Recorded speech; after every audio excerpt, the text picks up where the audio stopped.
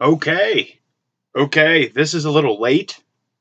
Not days, not weeks, not even a day, but a few hours.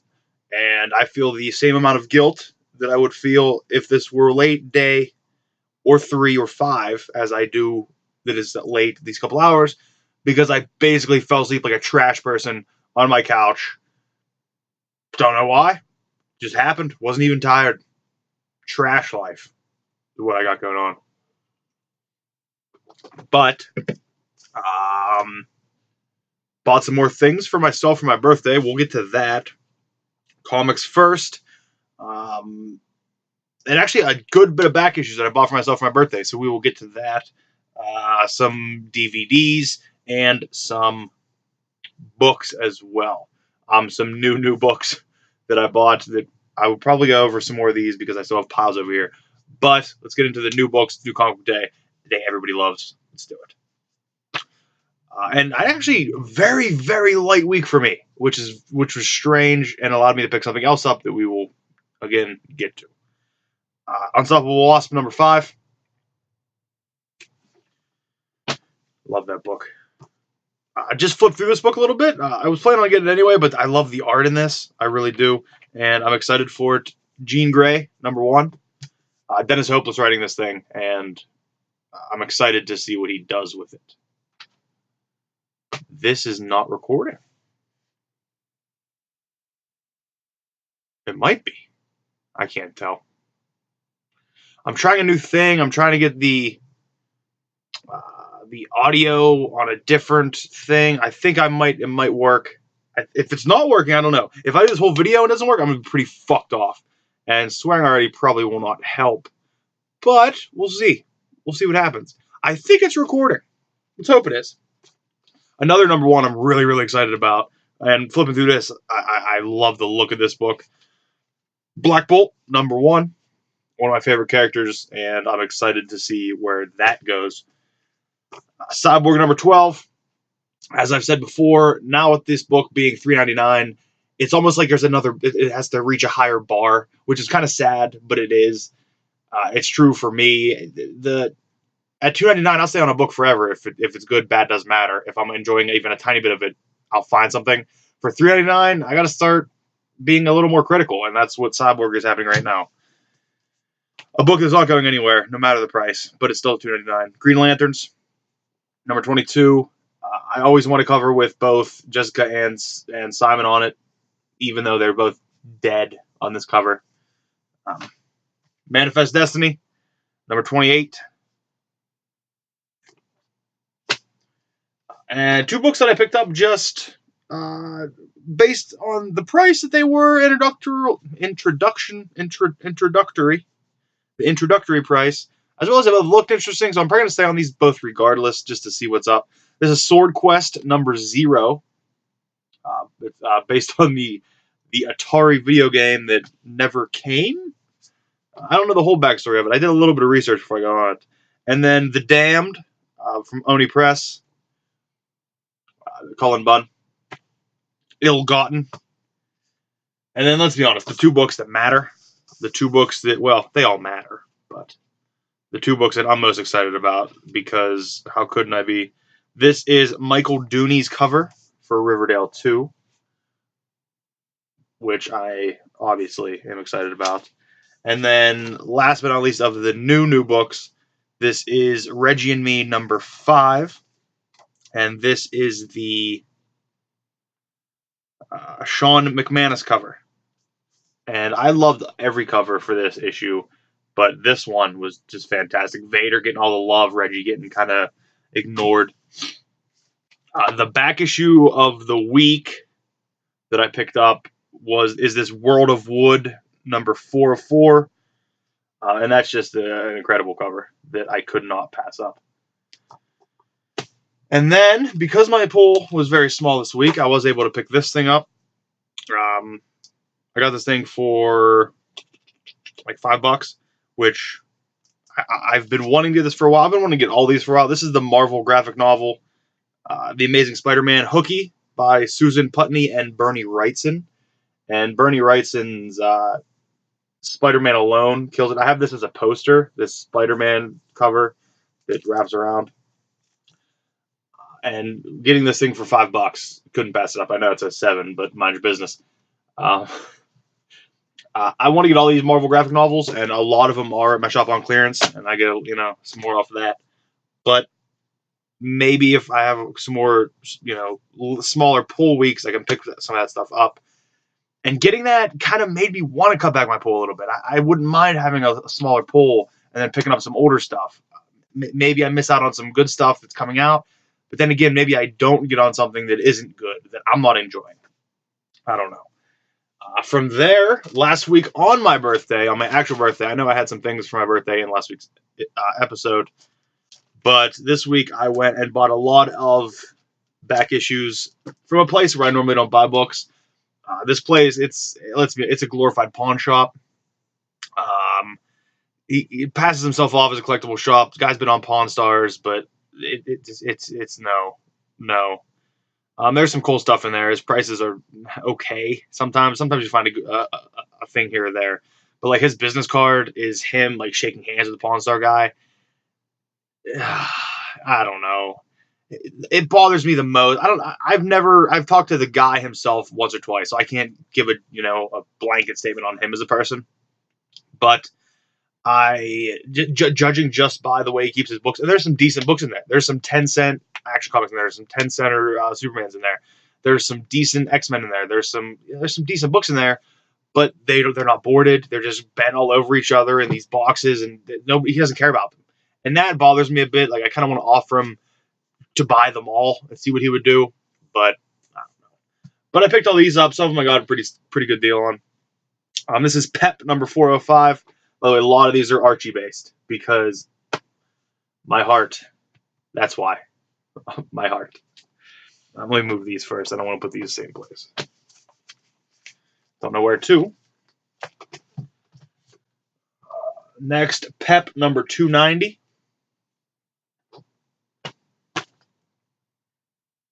And Reggie's making fun of Moose tossing a salad, which is fun, and then he gets tossed. PEP number 280.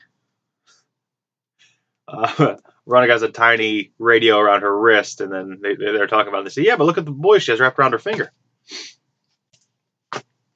PEP 270, which we learned that Reggie's paddle boat never runs out of gas. Neither does Reggie. PEP number 228, where Veronica has a lawn puzzle, because apparently that was a thing, just to outdo the neighbors, a lawn puzzle. PEP 223, where Daddy Lodge says doesn't want them watching TV after 11, so they take the TV out the window. It's a classic PEP cover. This is Life with Archie. Doesn't have the number on the thing here. I'm gonna check. It's earlier than 82, I believe, because the next one is 82, and this one looks older than that. This is actually Life with Archie, and I won't bore you with me putting it back in the bag. This is Life with Archie 29, which I actually didn't know was that early, which I'm pretty excited about. Life with Archie 29. I'll put that back in the bag in a few minutes. Life with Archie number 82. An Archie injured cover, because those are always great, I guess.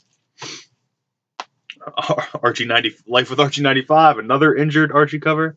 There's a cast on. Archie 104. Life with Archie number 104. Drag racing on the cover. Next, Archie series goes mad. Madhouse Mad Jokes. I don't know how that is actually pronounced. Maybe just Mad Jokes. I don't know. But there's some bad jokes on the front, and the main reason that I got it is the turtle in the turtleneck. Yes, that if you're wondering, is the turtle in the turtleneck the reason you got that book? 100%. Yes, it is. Now, I have a few issues of the new Millie the Model, which is the way you have to say it with all those M's, And this is a cover of all those guys looking up her skirt. That's the joke on that cover. That's fun, right? That's Millie the model number 171. And then Millie the model number 158. Then the Madhouse Glads, number 83, Archie Giant series. And there is a hippie kidnapping a woman. A hippie in a flowered VW bus kidnapping a woman. Not a bus, sorry, in a VW bug, kidnapping a woman, which is very, very interesting. I can't wait to read that and see what's going on.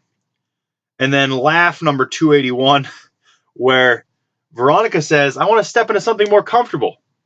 Reggie's car, which made me blurt laugh while looking at this. I read it, and in the store, blurt laughed at it, which is fantastic.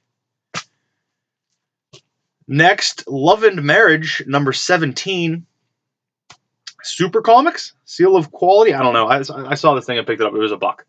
So I couldn't pass that up. I have no idea what it is. Something I've never seen before, and it's not really common for me to not see something. And this is The Way Out World of Wendy and Willie, number 4. It was a DC book. I don't know. I'm kind of torn on what I think about it. Maybe I'll read it and get back to you. And then these were 2 that I picked up, found it for $1, and got pretty lucky on them. This is Shadow number 11. Yes, I know, not related at all with the kind of the theme of the other books. And then Superboy number 186. And that's it for comics. So then, on my birthday, I also wanted to, as I said in the FYE and my local mall was shutting down, the For Your Entertainment. And it was the last day, actually. My birthday was their last day. So I went in there, I was going to scrounge up some last second vinyl or something. There was no vinyl. There wasn't one single vinyl there. I imagine a flipper. I don't know if I like that term. Somebody probably bought them and then are going to flip them online, which if I would have thought of it, I should have fucking done that. But I didn't. So they sold a bunch of movies there, though, and TV shows. I got some TV shows, but this was the main thing I spent most of my time in there looking for. Scrolling through down Cher's filmography. I wanted to buy any Cher movie they had. So I got Mask. Of course I got Mask. I got Moonstruck, which is what Cher won the Oscar for in this. And then I got, of course, Burlesque. And the only one that I really, really, really wanted that wasn't there was Witches of Eastwick. I looked really hard for that, and I did not find it. Once I get Witches of Eastwick, I will be having a Cher movie night, because who doesn't want a Cher movie night? So realistically, for my birthday, I bought myself Archie comics and Cher movies. And if that doesn't speak to who I am as a person, then I don't know what does. But I also got some TV series because they were super cheap. Full House, season 1. I know I probably should have just bought the complete. They have the whole thing at Walmart, I think, for like $50, the complete series. But the packaging is an issue when you buy complete series like that, because they just stack all the DVDs on top of each other, and I hate it. I hate having to go through it. But I got the first season. We'll see what happens with that. Seinfeld season 4. I have seasons 1 and 2 and season 3. So just the next logical step.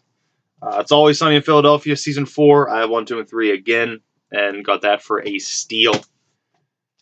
And then I have actually never watched this, but I've heard good things. I got the first season of Community. So looking forward to that. Then the book. Oh, by the way, on the cereal front, it was a dull week. There's no new cereal. I'm still on the hunt for that non-existent Cinnamon Toast Crunch box that I know exists, but I couldn't have missed it. But when did it come out? But I don't have it, and I couldn't find it. Oh, it has the little guys dressed up. Ugh. That was a bit of cereal shutdown. That's what just happened. But no new cereal. I actually bought. I rebought the Vanilla Life because I fucking love that cereal. It's really good.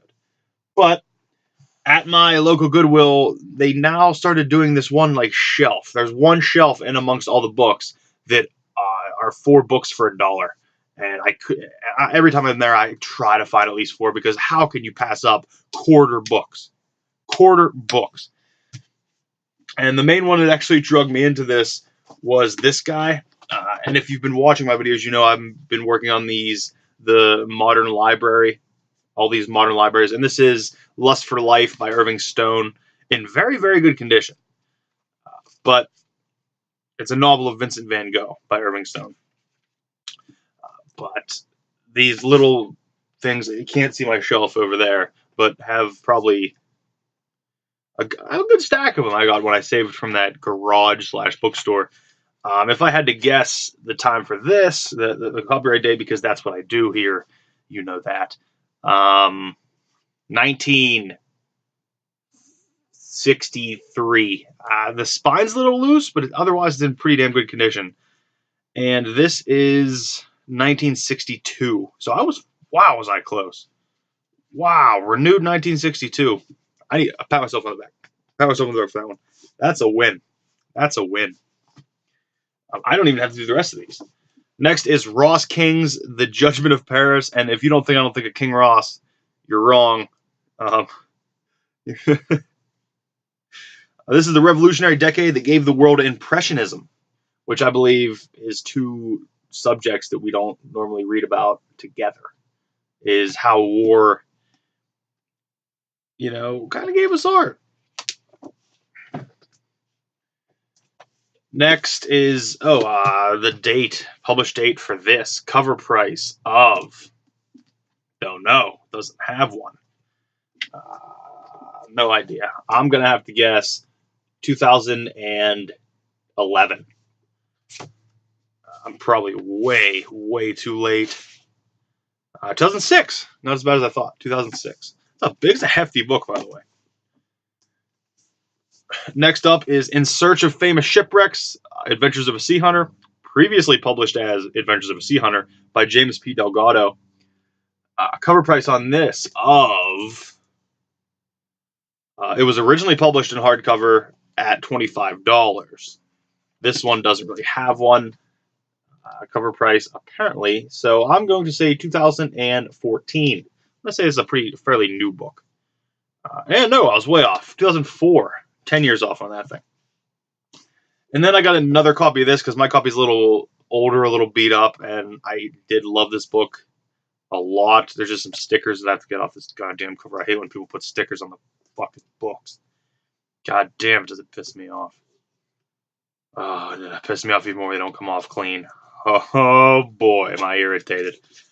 Frank McCourt's Tis, the sequel to Angela's Ashes, and I actually loved Angela's Ashes, but I liked Tis just a little bit more. It spoke to me a little bit more as opposed to I understood the other one as it related to everybody, but it didn't specifically give me anything personally. And Tis did. Tis gave me a lot of stuff. So I picked up another copy of that, maybe to give my old copy away to somebody if I know what some people will like, and maybe a present or something. My problem is I don't know that many people that appreciate well-loved books as much as I do. If somebody I think if I gave most of the people I know both copies of Tis, this newer, fresher one that I bought, or my well-loved copy, if they had a choice, I think they'd take the shinier one. But if it were me, even though I bought this one for myself, because it is newer and not as well-loved, I feel like a well-loved book has a lot of history in it aside from what's written inside of it. And I just read First Impressions by Charlie Lovett, and I think I'm going to do a video on that because I absolutely loved what it talked about. I loved the angle it came at. That's the guy who did Bookman's Tale, which I just gushed about on here. And I look forward to gushing about First Impressions. But I'm doing a bit of categorizing and a bit of meditating on it before I go into it. But don't get me wrong, loved it. I really did love it. I guess I'll go through a couple of these other books, just try to get them out of the way. because I have so many over here. This is Joe the Engineer, a novel by Chuck Wachtel. Chuck Wachtel. Some interesting art on the cover there. Cover price on this thing of $11.95, which means it could only be $19.79. That's the only thing it can mean. And it is 1983, which I feel like is also a win. Next up is Dan Jansen's Full Circle. An Olympic champion shares his breakthrough story. Library bound, cover price of $21.50. Last checked out September 11th, 1996. Like I said, $21.50. Well, if it was last checked out in 96, it definitely isn't more current than that. I'm going to say this book came out in 1995. I don't even know who Dan Jansen is, and I don't know what sport. I guess speed skating? Looks like speed skating, so he's a Winter Olympian. And this came out in 1994. So I was close. Next up is Anne of Geierstein by Waverly Novels. Nope, wrong. Waverly Novels is the publisher. It's by Sir Walter Scott. This is Anne of Geierstein or The Maiden of the Mist. This is the Waverly Novels, volume 21. No cover price on it. This is illustrated, though, it says. I don't know if it is at all other than this first little page here. But no dust jacket. Decent condition. Spine's not super loose. Pages aren't very frayed. 1971, I'm going to say on this, and I think I'm late with 71. Yeah, I'm not going to get a copyright page on this. MCMII is the year by the publisher, and I am not good at just straight Roman numerals. So, I'm not doing that. First one that tells me what MCMII is in Roman numerals wins the prize. What's the prize? Don't know. Next up, Bernie Cerf's The Life of the Party, a new collection of anecdotes, fables, tidbits, puns, yarns, and short, tall tales with illustrations by Carl Rose. Look at that gentleman smoking that pipe, leaning against that wall. What a stance. Power stance. What I'm about. No cover price on this. It is a book club edition. And this thing, man, if you were reading this and heading to a party, you had to be in 1966. That's the only years that was acceptable. Slight decollage on this, which I'm appreciating. This is 1956, even earlier. You've already been partying for 10 years when this thing comes out. And that's it. I'm going to save some of those books for later.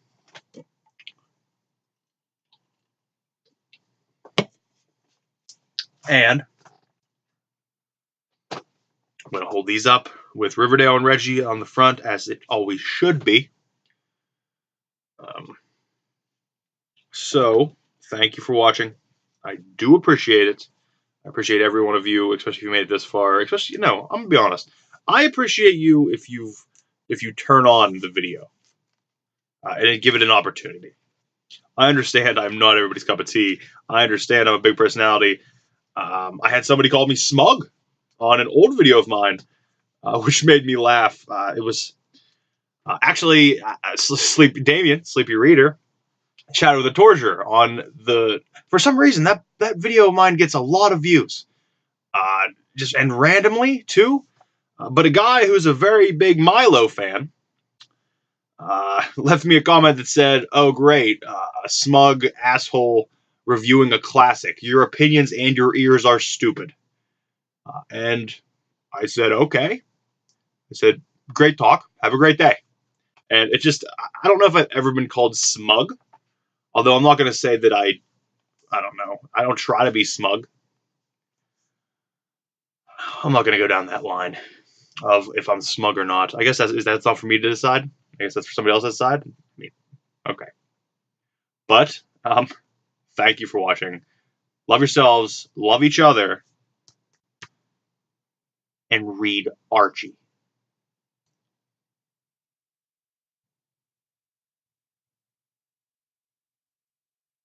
Please read Archie. Please. It's